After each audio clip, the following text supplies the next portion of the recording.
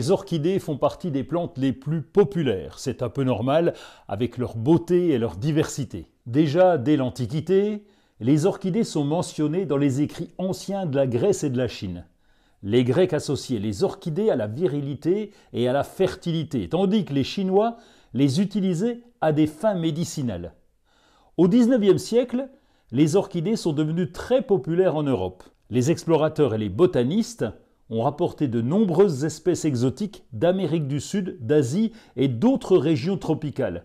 Cette période a vu une véritable orchidomanie avec des collectionneurs prêts à payer des sommes considérables pour des spécimens rares.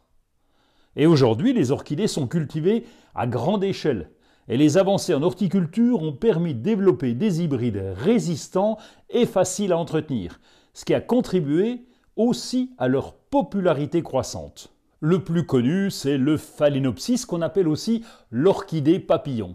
Lui, on l'aime pour ses grandes fleurs plates et ses longues tiges florales. Les fleurs peuvent varier en couleur, allant du blanc au rose, au violet et au jaune. Elles sont relativement faciles à entretenir. Elles nécessitent une lumière indirecte et un arrosage modéré.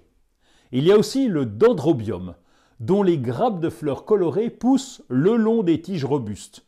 Les fleurs peuvent être de différentes couleurs, y compris le blanc, le rose, le violet, le jaune. Elles préfèrent une lumière vive et indirecte et un arrosage régulier. Mais elles peuvent tolérer des périodes de sécheresse. Le cymbidium, lui, est très original avec ses fleurs un peu cireuses et la floraison dure très longtemps. Les fleurs peuvent être de différentes couleurs. Le végétal préfère des températures fraîches et une lumière vive.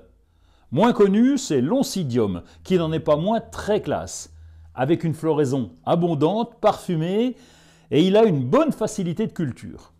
Les plantes développent des grappes de petites fleurs jaunes ou brunes, ou même rouges, et plus rarement roses. Dans beaucoup de cultures, les orchidées symbolisent la beauté, l'amour, la luxure, alors on va en profiter.